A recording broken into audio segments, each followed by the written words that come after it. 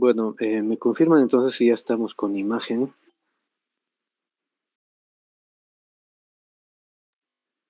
Sí, doctor, estamos con la imagen.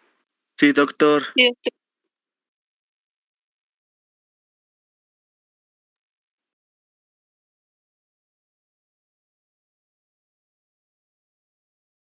Perfecto, entonces damos inicio.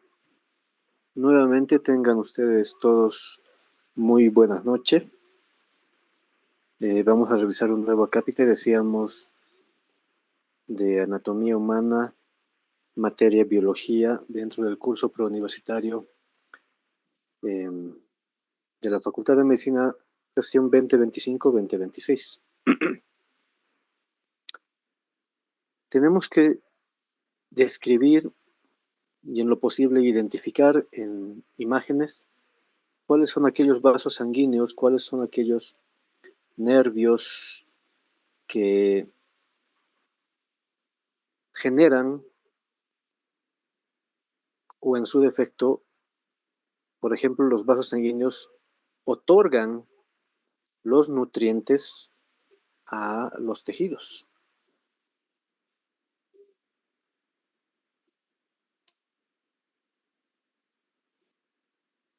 Porque el trabajo que cumplen las arterias en específico, que pertenecen al aparato cardiocirculatorio, es permitir el paso de un flujo de una sustancia, en este caso sangre, en el cual incluyen varios nutrientes como el oxígeno, la glucosa, entre otros, agua, electrolitos. Entonces, desde la sangre como tal, las células van a obtener estos elementos para trabajar, para generar su mecanismo funcional y lógicamente para subsistir. Y cualquier tejido tiene que tener lógicamente su irrigación arterial, su irrigación venosa y los nervios correspondientes. Alguien levantó la mano, no sé cuál es la interrogante. Doctor, Emilio. creo que no ha cambiado la siguiente diapositiva. No, estoy haciendo una pequeña introducción, Emilio.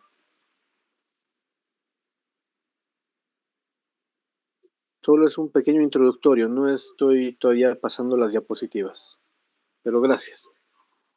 Entonces les decíamos, todo tejido tiene que tener una arteria, una vena y probablemente los nervios que otorgan estímulo motor o que puedan generar un estímulo sensitivo. Y lógicamente la cabeza no puede quedar exenta de estas cualidades, estas características y estructuras anatómicas, por lo que nos vamos a abocar justamente a revisar aquello. Entonces, tenemos acá en esquema, en imagen, a izquierda, un esqueleto con los vasos arteriales que se dirigen hacia la cabeza. De una vez vamos a detallar lo siguiente. Los vasos arteriales que vamos a encontrar en la cabeza y en la cara, como estarán viendo en la imagen, no son vasos sanguíneos de gran calibre, ni siquiera muchos de ellos ni siquiera son de mediano calibre. ¿Por qué? Porque la cabeza para nosotros representa más o menos como un segmento terminal, o sea, se encuentra hacia distal pero superior desde el corazón. O sea, los grandes vasos arteriales que están encargados de dirigir, ya habíamos dicho, ¿no? El flujo de sangre, la sangre como tal, y junto con esta los nutrientes, oxígeno, glucosa, pero también llevan los desechos, que en un momento vamos a hablar de las venas. Entonces, estas arterias sabemos que todas se van a originar desde el corazón, específicamente si es para todo el cuerpo, desde el ventrículo izquierdo, de donde emerge la aorta, para distribuir a todos los tejidos y órganos en la circulación mayor. Entonces, la cabeza para nosotros representa un segmento distal donde van a terminar justamente estos vasos sanguíneos de mediano o gran calibre que se hayan originado en el corazón. Por ejemplo, como cuáles. Tanto para el cuello y la cabeza, porque están muy en relación, tenemos a las arterias carótidas primitivas y posteriormente la división de la misma en carótida externa y carótida interna. Esas dos arterias finales que acabo de citar son de hecho las principales que van a generar la irrigación, van a otorgar el flujo de sangre necesario con nutrientes, con oxígeno hacia los tejidos distales, en este caso todos los tejidos blandos de la cabeza, llámese cuero cabelludo, fascias, aponeurosis, músculos, glándulas u otros órganos que hayan en la cabeza van a recibir la irrigación por parte de uno de estos dos vasos sanguíneos. Pero no olvidemos que en la cabeza tenemos, por ejemplo, otro órgano u otros órganos que son mucho más nobles, como por ejemplo el encéfalo, el cerebro, está dentro de la cavidad craneal, por lo tanto tiene que haber irrigación para el cerebro de manera específica. Y es así que justamente, solo me adelanto un poco, la carótida interna es uno de los grandes vasos que va a terminar otorgando la irrigación, los nutrientes, el oxígeno para el cerebro, pero no lo hace para todo el cerebro. En un momento vamos a ver con más detalle que va a haber otro sistema arterial muy peculiar, que de hecho lo tenemos aquí en el esquema del lado izquierdo que estamos analizando. Hay una arteria, fíjense, que nace incluso de otra región, que viene de la arteria subclavia, se llama la arteria vertebral. Entonces, esta arteria vertebral coadyuva junto con la carótida interna para irrigar a la masa encefálica de modo general. Entonces, por un lado tenemos eso, las arterias. Y reitero, estas arterias, cuando son de gran calibre, están más cercanas al corazón y por lo tanto se van alejando de la cabeza.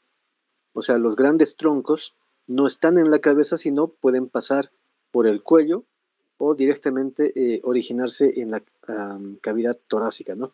Desde el callado aórtico que ya habíamos mencionado. De hecho, la carótida común o primitiva, tanto izquierda como derecha, se originan desde el callado aórtico, que en un rato vamos a ver un esquema al respecto. Ahora, una vez que los nutrientes ya han llegado, los tejidos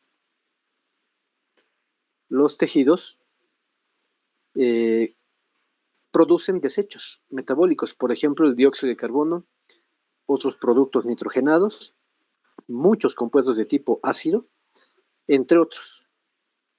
Pueden incluso, lo voy a decir de esta manera, pueden sobrar minerales, pueden sobrar otros compuestos. Entonces, todas esas cosas que quedan en exceso o las que puedan ser nocivas, dañinas, tienen que retornar o seguir circulando hacia otros órganos donde se pueda generar su eliminación, donde se pueda generar el desecho de estos compuestos tóxicos, nocivos, o que ya no los necesitamos, ¿ya? Entonces, para eso está justamente el sistema venoso.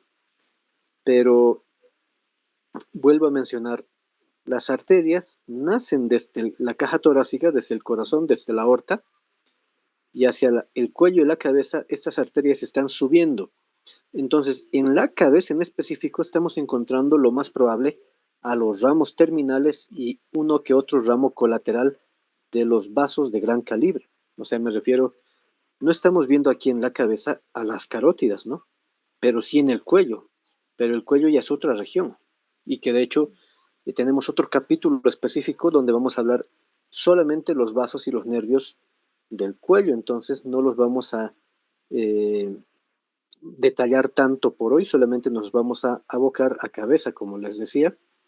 Entonces, estas arterias no son troncos principales, son ramos terminales o pueden ser ramos colaterales que están acá. Por eso son de mediano o en su caso son de pequeño calibre. Pero con las venas pasa todo lo contrario.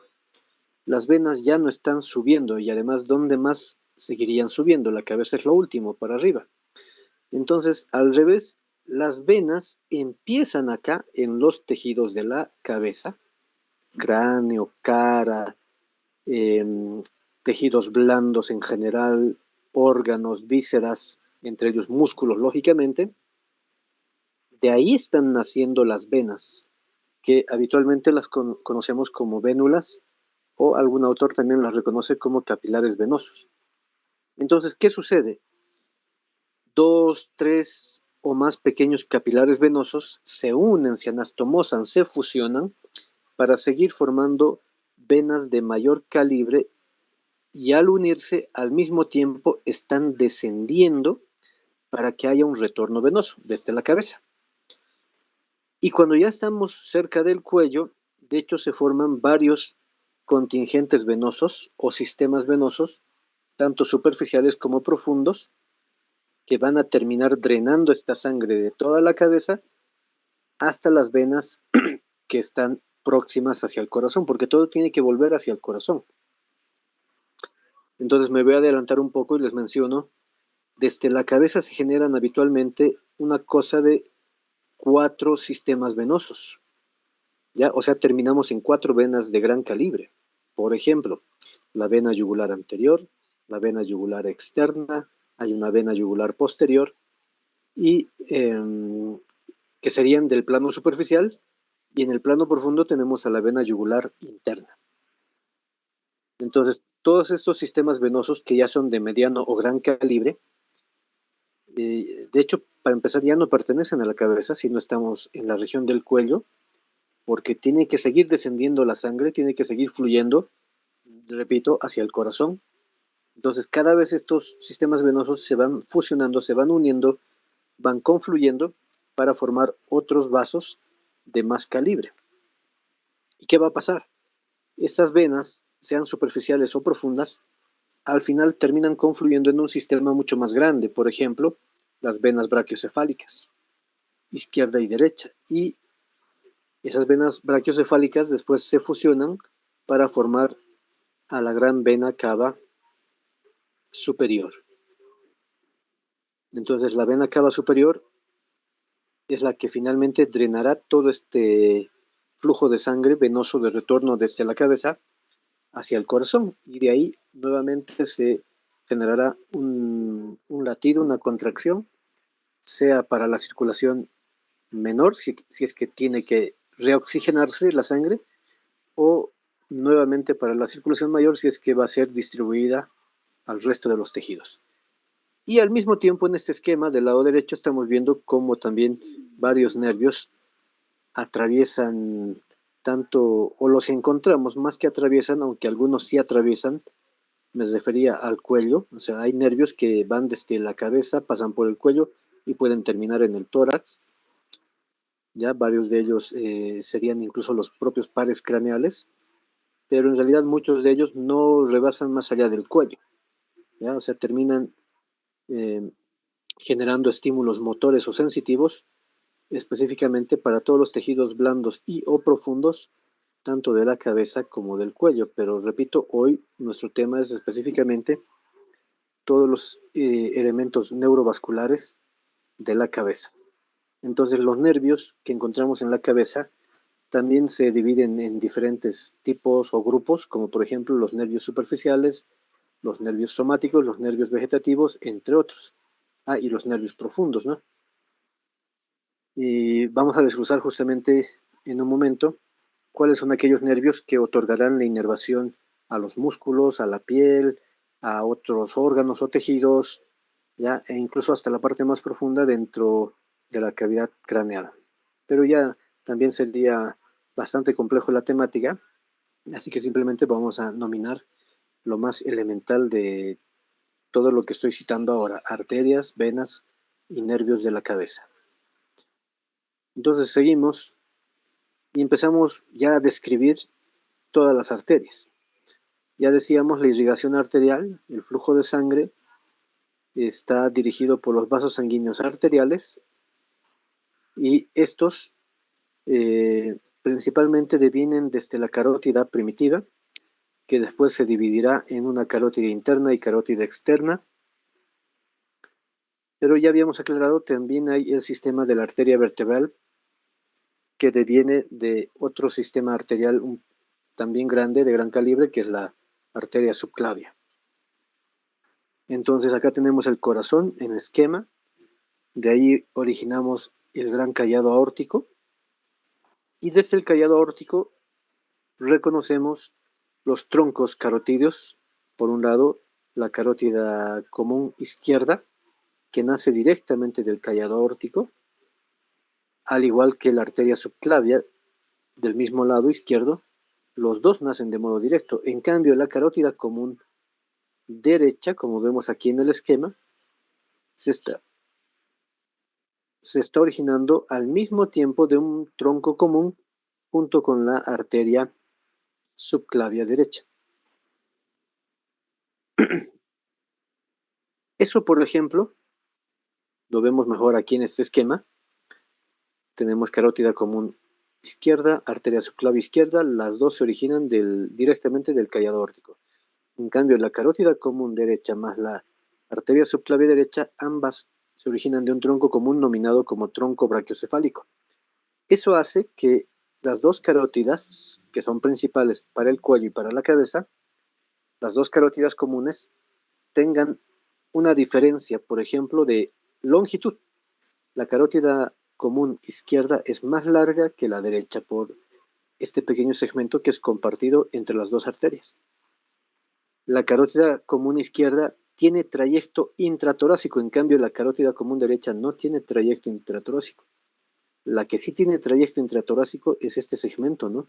O sea, el tronco brachiocefálico sí está dentro del tórax al originarse del callado aórtico. Pero una vez que atraviesan el opérculo superior del tórax, las dos carótidas son prácticamente similares, por no decir casi iguales.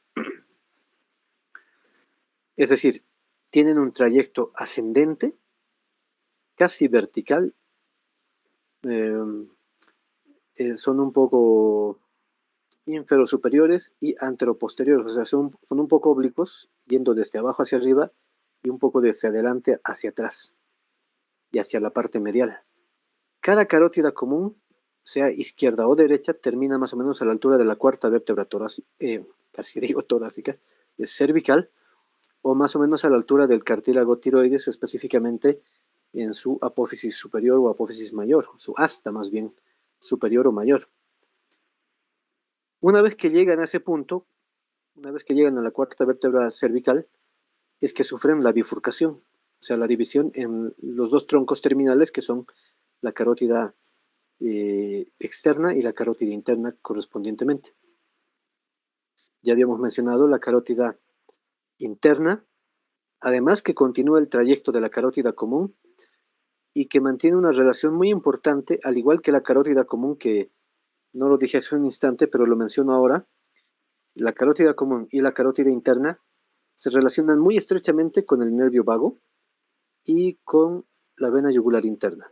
De hecho, entre los tres componentes se determina la formación del gran paquete vasculonervioso del cuello, que terminará irrigando no solamente el cuello, sino también toda la cabeza. Y cuando digo cabeza me estoy refiriendo tanto al cráneo como la cara. Entonces la carótida interna sigue su trayecto ascendente, verticalizado y profundo, hasta que toma contacto con el piso de la base del cráneo, o más bien con la base del cráneo, toma contacto y penetra en un conducto que está horadado, que está formado dentro del peñasco. Ese conducto lleva la misma nominación, o sea, conducto carotídeo. Tiene un trayecto muy peculiar que en un momento vamos a ver. Y una vez que sale del conducto carotídeo, luego la arteria carótida interna se dirige hacia el cráneo, hacia el endocráneo, para terminar dividiéndose hasta en 4 ramas terminales. Las ramas terminales de la arteria carótida interna son la cerebral anterior, la cerebral media, la coroidea anterior y la comunicante posterior. Porque el objetivo de la arteria carótida interna, sobre todo, es dar irrigación al encéfalo, pero no a todo el cerebro, no a todo el encéfalo como tal, porque para completar la irrigación a todo el cerebro, coadyuva esta arteria que ya la hemos mencionado y que la tenemos acá en el esquema en la parte central, pero en el mismo esquema donde estamos describiendo la carótida interna, ahí también se ve a la arteria vertebral.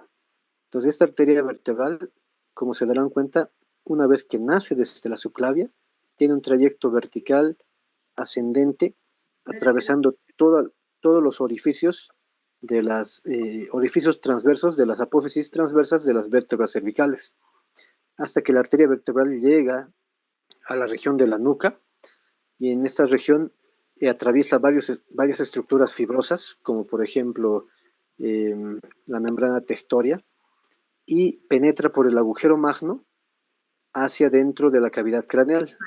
Se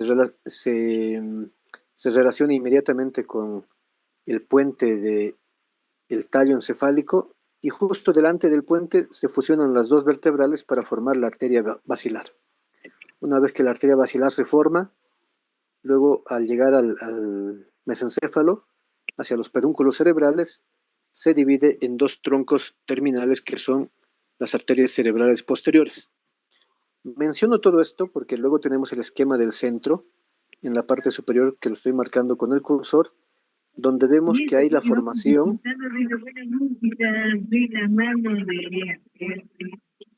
Paola, tu micrófono. Paola, tu micrófono, por favor. donde vemos la formación, les decía, de un circuito muy conocido que se conoce como el círculo arterial basal cerebral, mejor conocido como el polígono de Willis. Entonces, el polígono de Willis no es otra cosa que la anastomosis entre los dos sistemas principales que irrigan al encéfalo, o sea, el sistema de la arteria carótida interna por un lado y el sistema vértebro-basilar que se va hacia la parte posterior. Entonces, estos dos sistemas son los que constituyen el círculo arterial cerebral basal o polígono de Willis. Eso para la irrigación del cerebro. Porque para la irrigación de las estructuras superficiales, tejidos blandos, músculos, otros órganos y de la cara también, tenemos la arteria carótida externa. La arteria carótida externa tiene varias ramas, tanto terminales como colaterales, que se van a dirigir hacia el rostro y también a los tejidos blandos del cráneo. Sigamos avanzando. Y aquí tenemos justamente la descripción de la arteria. Aquí tenemos la descripción de la arteria carótida externa. La carótida externa, reitero, es rama terminal de la carótida común, a la altura de la cuarta vértebra cervical. La carótida externa tiene un trayecto también vertical, asciende por delante del pabellón auricular, de hecho penetra dentro de una glándula que es la glándula parótida, y ya estando dentro de la parótida, ahí es donde se divide en sus ramos terminales, que son, lo estoy marcando con el cursor, la arteria maxilar por un lado y por otro lado la arteria temporal superficial. Pero en su trayecto la arteria carótida externa genera varias colaterales que se van hacia la cara, pero también terminan en la parte posterior de la cabeza, específicamente en la nuca. Como por ejemplo, ahí tendremos a la arteria tiroidea superior, tenemos a la arteria lingual, a la arteria facial. La tiroidea superior, que creo que es un poco obvio, se dirige a la glándula tiroides. La lingual también resulta un poco obvio, se dirige a la lengua y a algunos órganos conjuntos a la lengua. Y la arteria facial se dirige hacia los tejidos superficiales del rostro, de la cara o de la facies, ¿no? de la persona. Luego la occipital, creo que también es un poco obvia, se dirige hacia la región occipital para los tegumentos y músculos también de la región. Y la arteria auricular posterior, que como su nombre indica, se dirige hacia la parte posterior del pabellón auricular, pero que termina también irrigando hacia la región parieto-temporal y parieto-occipital. Entonces, todos estos ramos que acabo de citar, sobre todo estos últimos que se dirigen al cráneo, van a generar varios últimos ramos terminales que terminan irrigando los tegumentos, las fascias superficiales y los músculos de la región. Eso con la carótida externa. Retomando un poco de la carótida interna, ya habíamos dicho, La carótida interna, para empezar, no genera ninguna rama colateral de importancia en su trayecto ascendente pasando por el cuello. O sea, no hay ningún otro ramo hasta que toca la base del cráneo y específicamente se relaciona con el peñasco, con el conducto carotídeo de la porción petrosa del hueso temporal y entra dentro del conducto carotídeo y justamente tiene esta imagen, esta forma. Como se darán cuenta, lo estoy señalando con el cursor, tiene una forma de S, por eso se le conoce como el sifón carotídeo. Es un segmento muy importante para el ámbito neuroquirúrgico. Luego sale del sifón carotídeo e inmediatamente puede penetrar dentro de un vaso venoso que se conoce como el seno cavernoso. Sale después del seno cavernoso y luego la arteria carótida interna se hace vertical y ya la encontramos dentro del cráneo. Y eso ya lo habíamos mencionado. Una vez que ya está dentro del cráneo, luego se divide en sus 4 ramos terminales, que lo vuelvo a reiterar por última vez. Aquí vemos uno de sus ramos terminales. Esta es la arteria cerebral anterior. Luego, que se dirige, si se dan cuenta del esquema, se está dirigiendo hacia la cara medial del encéfalo, de cada hemisferio cerebral. Luego, la otra rama sería la arteria cerebral media, que se dirige sobre todo hacia la cara superolateral, también de cada hemisferio, y las otras ramas que son más comunicantes para conformar el afamado más bien, polígono arterial basal cerebral o polígono de Willis. Pero se darán cuenta, la carótida interna no irriga este segmento que es la parte posterior del encéfalo, o sea, el lóbulo occipital y otros, no lo irriga. Para eso sirve justamente el sistema de la arteria vértebro-basilar. Y aquí es que nuevamente volvemos a mencionar ese sistema. Tenemos acá la arteria subclavia tanto derecha como izquierda, son 2 troncos de gran calibre que particularmente están cabalgando acá sobre la primera costilla, o sea, están pasando por encima. Entonces, de los primeros segmentos de la arteria subclavia, se origina esta arteria que se va hacia la parte profunda, porque tiene que discurrir por los agujeros transversos, ya lo habíamos mencionado, es la arteria vertebral. Entonces, una vez que alcanza, puede ser el séptimo, pero generalmente el sexto agujero transverso de las vértebras cervicales, luego asciende de manera vertical, sin interrupción, atravesando todos los agujeros transversos de las vértebras cervicales hasta que llega a la base del cráneo, hasta que llega a la región occipital, donde ya hemos dicho, primero tiene que atravesar otros elementos fibrosos y luego ya penetra hacia el cráneo. Y ya estando dentro del cráneo, se fusionan formando la arteria basilar, y la arteria basilar después se divide en los 2 troncos cerebrales posteriores para terminar de completar la irrigación del encéfalo específicamente. Habiendo ya nominado a por lo menos la mayoría de las arterias que irrigan la cabeza, es decir, cráneo y cara, ahora nos corresponde hablar del sistema venoso. Las venas las dividimos generalmente en diversos grupos, pero una división muy adecuada es separarlas a las venas de tipo superficiales, que se originan en el cuero cabelludo, en los músculos y en las fascias superficiales. Y desde la parte profunda tenemos justamente un sistema profundo venoso que específicamente se origina dentro del cráneo.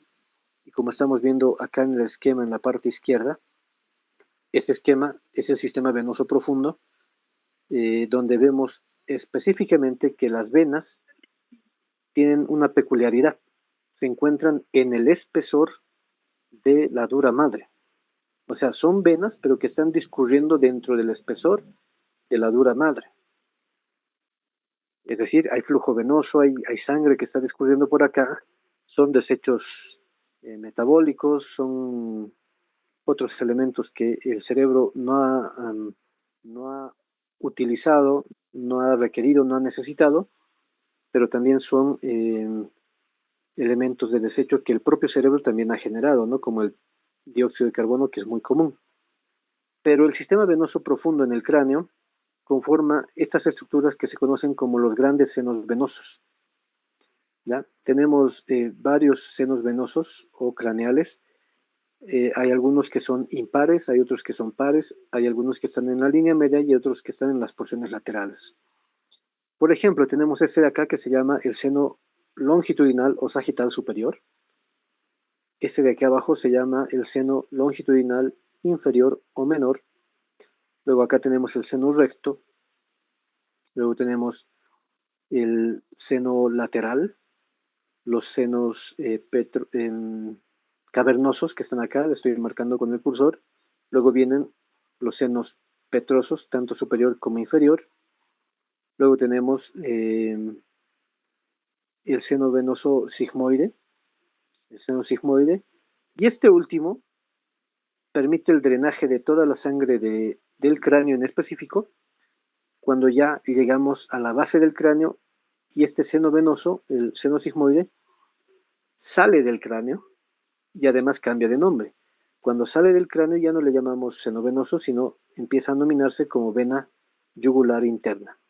Luego esta vena yugular interna desciende por la región laterofaringea o intermaxilofaringea, luego desciende por todo el cuello, ¿ya? En el plano profundo, no olviden, hace un rato habíamos mencionado que se acompaña de la arteria carótida común, carótida interna, y también del nervio vago para formar el paquete vasculonervioso del cuello. Y más hacia abajo, la vena yugular interna se fusiona, se anastomosa con este otro tronco venoso que viene desde la extremidad superior, que es la vena subclavia. Los dos troncos venosos forman después, al unirse, las venas brachiocefálicas izquierda o derecha, y luego ya habíamos dicho, las dos venas brachiocefálicas se fusionan también, se unen para constituir la vena cava superior, la vena cava superior. Porque todo el sistema venoso, tanto superficial como profundo de la cabeza y el cuello, todo este sistema venoso que estamos describiendo pertenece al gran sistema de la vena cava superior. Entonces, desde la parte superficial y sobre todo desde el rostro, vienen varios troncos venosos que no son de gran calibre, sino son de mediano calibre, como por ejemplo tenemos la vena temporal superficial, la vena facial, la comunicante intraparotidia y la vena maxilar. Y cuando confluyen estas, van a determinar la formación de la vena yugular externa, pero también desde la región mentoniana y submentoniana se origina, por ejemplo, la vena yugular anterior, y desde la porción posterior puede existir, habíamos mencionado, el sistema de la vena yugular posterior, y al final todas terminan confluyendo en el sistema de la vena yugular interna y después hacia el sistema de la vena cava superior. Pues esa es la vía de drenaje, ¿no? Del flujo de sangre que contiene desechos, contiene elementos no utilizados o elementos que están en exceso o productos propios del metabolismo de cada tejido, de cada órgano dentro de la estructura de la cara, como también del cráneo, ¿no? O sea, todos los elementos blandos como duros. Bueno, ya hemos visto entonces las arterias, ya hemos visto las venas de la cabeza y vuelvo a aclarar, al mismo tiempo ya estamos nominando algunos vasos del cuello, porque no podemos obviarlos, no podemos excluirlos, y lo más seguro es que tal vez los volvamos a repetir a estos vasos que acabamos de ver para la cabeza, porque los grandes vasos, como les decía, no están precisamente en la cabeza, sino están en el cuello o un poco más hacia la parte inferior, en la cavidad torácica. Bueno, entonces con eso habríamos concluido arterias y venas de la cabeza. Ahora entraremos a reconocer aquellos nervios que que están en la cabeza, ¿ya? Y que se dirigen a los tejidos propiamente, tanto del cráneo como de la cara. Y los principales justamente son los llamados pares craneales, ¿no? Que tenemos en número de 12, el nervio olfatorio, primer par craneal, óptico, segundo par craneal, motor ocular común, el tercer par craneal, el nervio troclaro patético, cuarto par craneal, trigémino, quinto par, motor ocular externo abducens, sexto par craneal, nervio facial, séptimo par craneal, nervio vestíbulo coclear o auditivo, el octavo par craneal, nervio glosofaringio, noveno par craneal, nervio vago, el décimo par craneal, nervio espinal o accesorio, onceavo par craneal, y el nervio hipogloso, doceavo par craneal, o pares craneales, ¿no? Esta tabla nos resume de una manera muy concreta y sencilla toda la actividad que tiene cada uno de estos pares craneales. Aunque valga la aclaración que voy a realizar, los pares craneales no son los únicos que otorgarían estímulos tanto motores o sensitivos de toda la cabeza, ¿no? Hay otros elementos que coadyuvan, hay otras, me refiero, hay otros filetes nerviosos, hay otros contingentes nerviosos que coadyuvan para terminar de otorgar toda la estimulación tanto motora como sensitiva, sea a su vez somática o también sea a su vez vegetativa. Entonces, rapidito vamos a desglosar. Quiero ver un segundito cómo estamos de tiempo. Ya. Vamos a tratar de correr un poquito, no queremos extendernos mucho, como siempre con la actividad, pese que somos la última materia, ¿no? Pero aún así no vamos a extendernos mucho. Empecemos. ¿Qué nos dice esta tabla? La tabla nos dice, aquí están los pares craneales. El primero, el olfatorio, número romano 1, nos permite percepción de aromas, del olor, porque es un nervio de tipo sensorial, es un nervio simple. Segundo par craneal, nervio óptico, números romanos 2, trabaja o nos permite captar estímulos visuales a través de la fotoestimulación, es decir, podemos desarrollar las imágenes propiamente, ya que este es un nervio a la vez de tipo sensorial, para poder generar las imágenes de nuestro entorno, ¿no? El tercer par craneal oculomotor, números romanos 3, trabaja o genera movimiento del globo ocular porque estimula los músculos, lógicamente del ojo, genera contracción de la pupila gracias a un núcleo muy peculiar que es el constrictor de la pupila, también coadyuva en la acomodación, que es para hacer una lectura hacia distancia o una lectura de corta distancia también, una de larga distancia y otro de corta distancia, es decir, visión del ojo, visión de lejos y visión de cerca. Pero también el oculomotor nos ayuda en la apertura de los párpados porque activa el músculo elevador del párpado superior. Por lo tanto, el oculomotor tercer par craneal es considerado un nervio, un par craneal motor somático y motor vegetativo.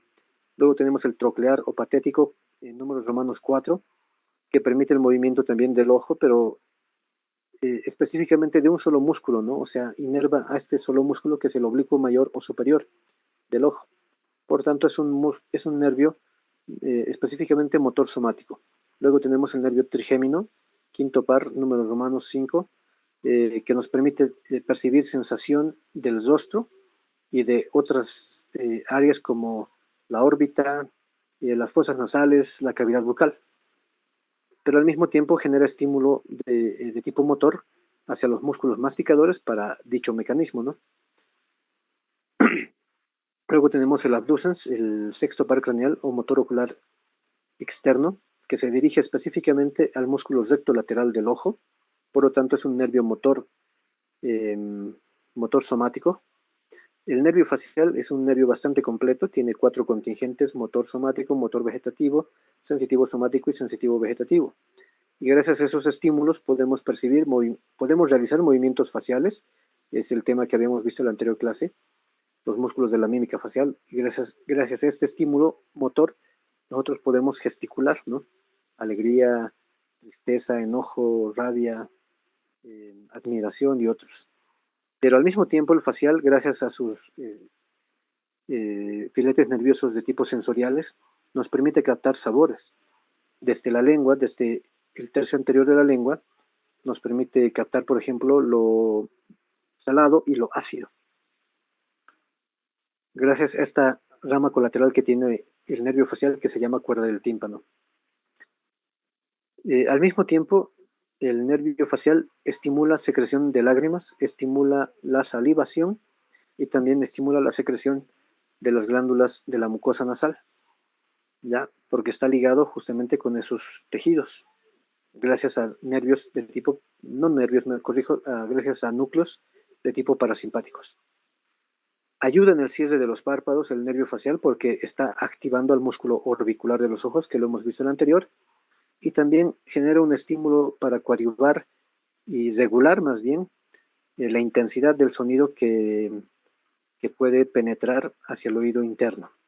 El octavo par craneal es un nervio sensorial porque permite recoger estímulos auditivos, en números romanos 8, por lo tanto es un nervio sensorial. Luego tenemos el glosofaringio, números romanos 9.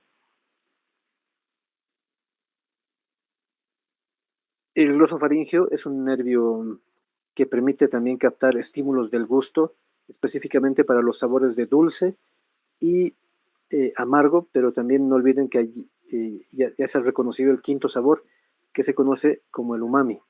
Entonces, los tres sabores son conducidos por el glosofaringio, desde el dorso de la lengua. Después, el glosofaringio también coadyuva al mecanismo de deglución para tragar el alimento. Luego tenemos el nervio vago, décimo par craneal, número romano 10, que también coadyuva con el gusto, pero solamente de la región palatina y de la región faríngea.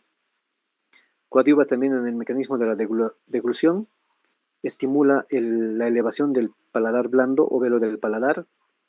El nervio vago genera dos ramos que son muy importantes que se dirigen a la laringe, son el nervio laringeo superior y el nervio laringeo recurrente. Gracias a esos dos nervios se genera el estímulo sonoro para la emisión de la voz, del habla. También coadyuva en el mecanismo reflejo de la tos, el nervio vago, y ya sabemos que otorga una inervación muy completa y muy amplia de varios órganos, tanto de la región cervical, torácica y abdominal. ¿Ya? En el tórax, por ejemplo, puede estimular al corazón, a la tráquea, a los bronquios, a los pulmones, lógicamente, al esófago. En el abdomen puede inervar al estómago, al intestino delgado, al duodeno, al páncreas, al vaso, entre otros. Entonces, este estímulo vegetativo es de tipo parasimpático, sobre todo aumentando las contracciones peristálticas del tubo digestivo. Entonces, vamos a desglosar uno por uno los pares craneales, pero ya no repitiendo lo que acabamos de mencionar, sino añadiendo algunos aspectos importantes tal vez de cada par craneal y con sus respectivos esquemas, ¿no? Por ejemplo, el nervio olfatorio, primer par craneal, tiene su origen real. No olvidemos que todo nervio craneal tiene un origen real, origen aparente, un trayecto, puede estar en contacto o mantener relación estrecha con diferentes tejidos y pueden tener también ramas colaterales y o ramas terminales, ¿no? Y están vinculados a una funcionalidad. De eso es lo que vamos a detallar ahora. Entonces, el primer par craneal, nervio olfatorio, su origen real está acá en la mucosa nasal, en la mucosa de la región o de la parte superior de la fosa nasal, específicamente por el techo. Ahí están los receptores olfatorios u odoríferos para captar el estímulo odorífero propiamente. Y el origen aparente del primer par craneal corresponde a esta eminencia neurológica que se conoce como el bulbo olfatorio. ¿Ya? Luego de ahí las fibras nerviosas lógicamente entrarán en contacto o llegarán más bien hacia la corteza cerebral para que el estímulo sea reconocido, ¿no? Para que podamos nosotros percibir y definir si el aroma que estamos percibiendo es agradable o es desagradable, es conocido o es desconocido.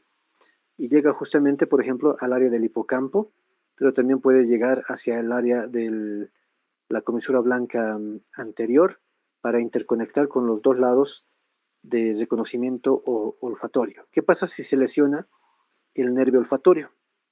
Lógicamente disminuiría nuestra capacidad de reconocimiento de aromas, ¿no? Eso se conoce como hiposmia, y cuando ya no reconocemos nada, realmente eso se conoce como anosmia. Segundo par craneal, óptico. El nervio óptico tiene su origen real aquí, entre las capas de la retina, y su origen aparente se encuentra hacia la parte posterior, el segmento basal del encéfalo, de los hemisferios cerebrales, donde nos topamos con el quiasma óptico. Ahí está el origen aparente. Y lo mismo, ¿no? Como hemos visto con el nervio olfatorio, los fascículos nerviosos del nervio óptico atraviesan toda esta extensión formando diferentes estructuras como las cintillas ópticas, el propio quiasma, hasta conectar con los tubérculos, cuerpos geniculados más bien laterales, y desde acá siguen generando más acciones que se van a dirigir hasta la corteza del lóbulo occipital, específicamente hasta la cisura calcarina, porque ahí es donde tenemos el centro visual primario. Aquí es donde en teoría se forman las imágenes. ¿Qué pasaría si el nervio óptico se lesiona? Lógicamente nos puede generar diplopías, nos puede generar escotomas, nos puede generar visión borrosa, nos puede generar disminución de la agudeza visual, o en su defecto lo más grave sería entrar en estado de amaurosis o ceguera, pérdida total de la visión bilateral, o sea, los dos ojos estarían alterados. Tercer par craneal, oculomotor.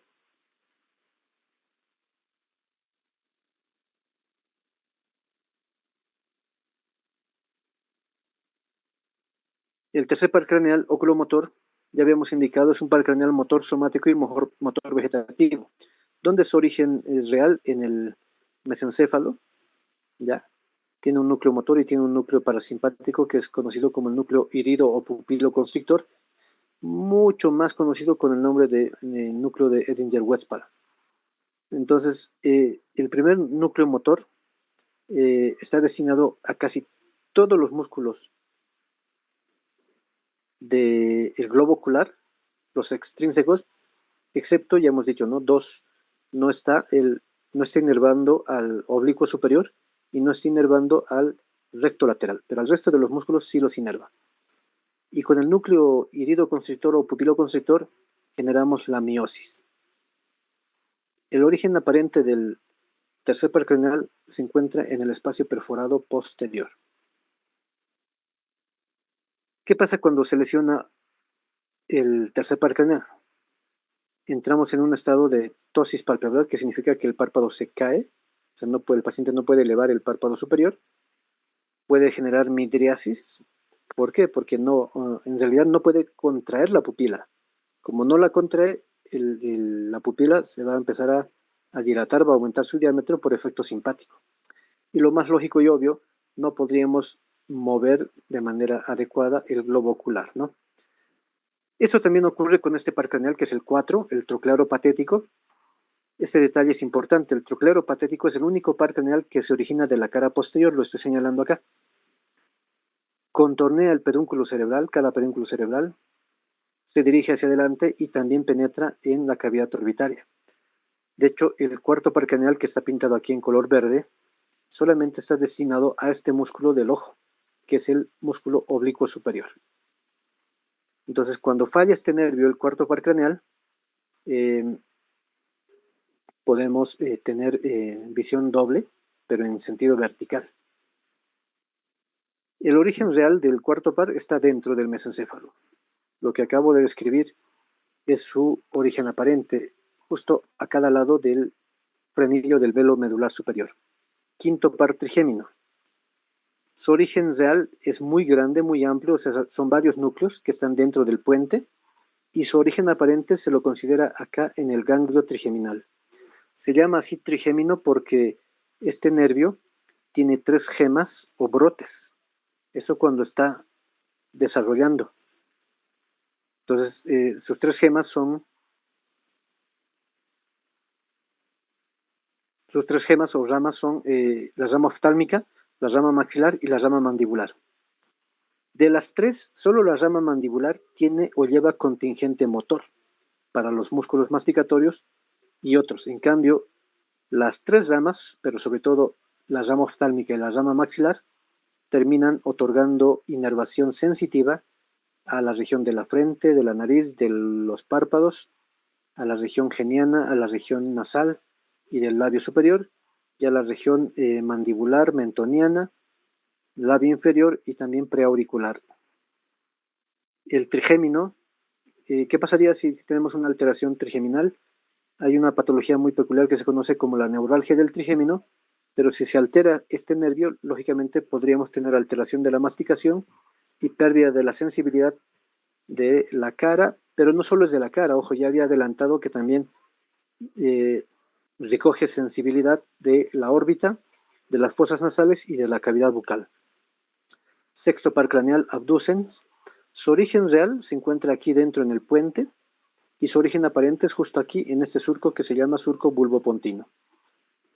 El nervio se dirige hacia adelante, entra también a la cavidad orbitaria y se dirige específicamente a un solo músculo también del ojo, que los otros nervios, como el troclear o el oculomotor, no habían otorgado la inervación respectiva. En este caso es el músculo recto lateral del ojo. ¿Qué pasa si hay lesión de este nervio? Hay estrabismo convergente. ¿Por qué? Porque el ojo se va a dirigir hacia la parte medial, hacia adentro. Porque no va a poder dirigirlo hacia afuera, ¿no? Séptimo par craneal. El séptimo par craneal, el facial, ya decíamos es un nervio completo. ¿Dónde está su origen real? Dentro del puente también, aunque tiene otros orígenes reales fuera del puente en su trayecto en el ganglio geniculado, la parte sensitiva, y su origen aparente también está en el surco bulbopontino. Ya habíamos adelantado que el nervio facial otorga fibras motoras somáticas para los músculos de la mímica facial y nos permite la gesticulación, pero también estimula a las glándulas submandibular, sublingual para la secreción salival, a la glándula lacrimal para producir lágrimas y a las glándulas de la mucosa nasal para segregar moco. Pero al mismo tiempo el facial, habíamos dicho, recoge estímulos de sabor desde la lengua, específicamente salado y ácido. ¿Qué pasa si tenemos lesión del nervio facial? De hecho, hay una lesión muy peculiar que se conoce como la parálisis de Bell o simplemente parálisis facial, o sea, pero esto nos está hablando solamente de la parte motora. Y como fallan los dos contingentes, o sea, motor y sensitivo, al mismo tiempo no podríamos percibir el sabor dulce, salado y el sabor ácido. Al mismo tiempo, como fallaría también la porción parasimpática, no podríamos producir lágrimas, no podríamos producir secreción nasal y tampoco no se podría producir mucha saliva. Octavo par craneal, el vestíbulo coclear, es un nervio sensorial, ya lo hemos dicho. ¿Dónde es su origen real? Aquí, en este esquema, en la parte izquierda, donde estoy marcando con el cursor, que se llama el laberinto membranoso, donde encontramos el caracol membranoso y el utrículo y sáculo más los conductos semicirculares membranosos. Ahí es donde se encuentran los receptores tanto para la audición como para el equilibrio. No olviden, esto incluso en colegio se habla a veces, tenemos el órgano de Corti y el órgano de Scarpa. ¿Ya? Al final, esos dos nervios recogen los estímulos, salen del hueso temporal, porque todo esto está dentro del peñasco del temporal, y luego penetran en el puente, porque conectan justamente con núcleos que están en el puente. Y de ahí después la vía coclear tiene que dirigirse hasta el área auditiva que se encuentra en la corteza del lóbulo temporal, en el giro temporal superior, y el área vestibular se irá y conectará con áreas cerebelosas. ¿Qué pasa cuando tenemos alteración del vestíbulo coclear? Lógicamente podemos perder la agudeza auditiva, o sea, entraríamos en hipoacusia, o al final podemos entrar al grado más avanzado o más intenso, que sería la sordera, ¿no? Noveno par craneal, el glosofaringio. El glosofaringio es un nervio también bastante completo, tiene fibras motoras, habíamos dicho, para los músculos de la faringe, sobre todo para producir la deglución. Tiene fibras sensitivas que recogen estímulos de sabor de la lengua, específicamente ya hemos mencionado, lo reitero, para lo dulce, para lo amargo y para el umami. Pero también tiene fibras parasimpáticas que permiten también segregar saliva, pero solamente a una glándula salival mayor, que es la parótida. Entonces, ¿qué pasaría si nosotros tuviéramos una falla en el nervio glosofaringio? No podríamos deglutir de manera adecuada, o sea, no podríamos tragar, habría odinofagia o disfagia, también no percibiríamos lo dulce, no percibiríamos lo amargo y el umami, y la producción de saliva también disminuiría porque la glándula salival produce también mucha saliva, ¿no? Entre otras alteraciones. El nervio vago. El nervio vago es un nervio mixto, muy completo también. La parte motora, ya hemos dicho, está destinada al velo del paladar, a la faringe y sobre todo también a los músculos de la laringe, para la voz, para la fonación. La parte parasimpática es muy amplia, ya lo hemos mencionado, se llama el núcleo dorsal del vago o núcleo cardionemogastroentérico cólico derecho, porque inerva tanto a vísceras como el esófago, al propio corazón, a la tráquea, bronquios y pulmones, al hígado, al estómago, duodeno, intestino delgado y toda la mitad derecha del colon. Entonces, ¿qué estimula sobre todo en el aparato digestivo? Estimula un aumento del peristaltismo. En cambio, en el corazón y en los pulmones disminuye la frecuencia cardíaca, disminuye la frecuencia respiratoria. También nos dice la teoría que recoge algunos estímulos de sabor, pero de la parte más posterior del paladar y de la faringe. Pero no hay mucha sensibilidad porque no hay una cantidad adecuada de receptores. Entonces, ¿qué pasa si tenemos una lesión del nervio vago? Podemos tener disfonía o alteración de la voz. No tendríamos un mecanismo de tos adecuado y un mecanismo nauseoso adecuado, o sea, pueden estar abolidos estos mecanismos y el peristaltismo también puede estar acelerado. Y algo que es muy grave es que un efecto vagal puede también asimismo generar una disminución de la frecuencia cardíaca y la frecuencia respiratoria tan profunda que puede llegar hasta incluso al paro cardíaco y respiratorio a su vez.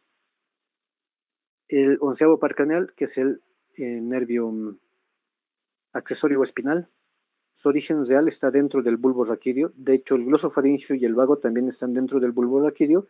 Y los tres, lo estoy mencionando, glosofaringio, vago y el nervio espinal, su origen aparente es en este surco que se conoce como el surco retroolivar o surco dorsolateral. Entonces, el nervio espinal está destinado, ya lo habíamos dicho, al esternocleidomastoideo y al trapecio. Entonces, ¿qué pasa si tenemos una lesión o una alteración de nervio espinal? No vamos a poder generar movimiento rotatorio de la cabeza y no vamos a poder generar rotación y flexión de la cabeza porque eso hace el esternocleidomastoideo. Y el trapecio, ¿qué hace? Es extensor, o sea, no podríamos extender y también no podríamos elevar el hombro. Eso también es acción del músculo trapecio. Y por último tenemos el nervio hipogloso, nervio craneal motor somático. Su origen real está dentro del bulbo raquídeo y su origen aparente está por delante de la oliva vulvar, es decir, en el surco preolivar. Luego desciende hacia el cuello y forma esta gran asa para llegar hasta la parte dorso-basal de la lengua, ¿ya? Pero no solamente inerva a todos los músculos de la lengua, sino también a otros músculos del cuello como son los supra e infrayoideos. Entonces, ¿qué alteración tendríamos si falla el nervio hipogloso? No podríamos generar movimientos adecuados linguales y también tendríamos algunas alteraciones de movimiento de la laringe por los músculos, laringe y faringe por los músculos supra e infrayoideos. Y decíamos al inicio, ya para cerrar por hoy, los pares craneales no son los únicos que otorgan inervación a la cabeza. De hecho, desde el plexo cervical hay varios nervios que se van a dirigir hacia el área de la nuca, hacia el área de la oreja y específicamente otros terminarán acá en la región del cuello. Entonces, por hoy no lo vamos a profundizar. Tenemos, repito, un nuevo capítulo donde hablaremos también de vasos y nervios del cuello y vamos a complementar con esto. Y bueno, hasta ahí entonces con nuestra presentación y nuestra clase del día de hoy. Si tienen alguna pregunta, alguna duda, un comentario, adelante, los escucho. Un par de preguntas solamente para cerrar porque ya estamos en tiempo excedido. Adelante está Vanessa. Doctor, buenas noches. Una consulta. ¿Qué es la disfonía? Disfonía, perdón. Ya habíamos mencionado, o sea, como la ronquera. O sea, cuando uno está ronco por inflamación de la laringe, no habla bien, la voz es más gruesa, ¿no? Sobre todo se nota mejor en los varones.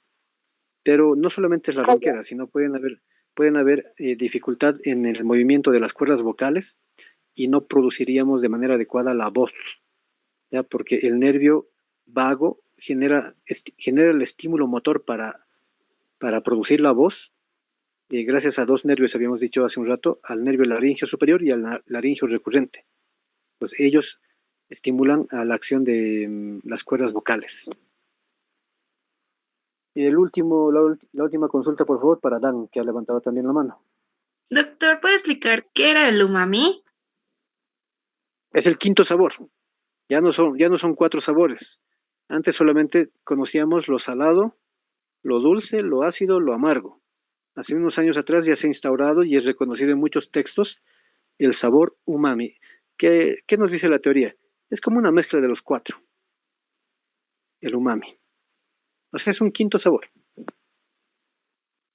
Gracias, doctor. Listo. Con eso entonces, señoritas jóvenes, muchísimas gracias por su participación. Nos estamos reencontrando la siguiente clase el día lunes en el mismo horario. Que tengan un buen descanso. Hasta luego. Chao, chao.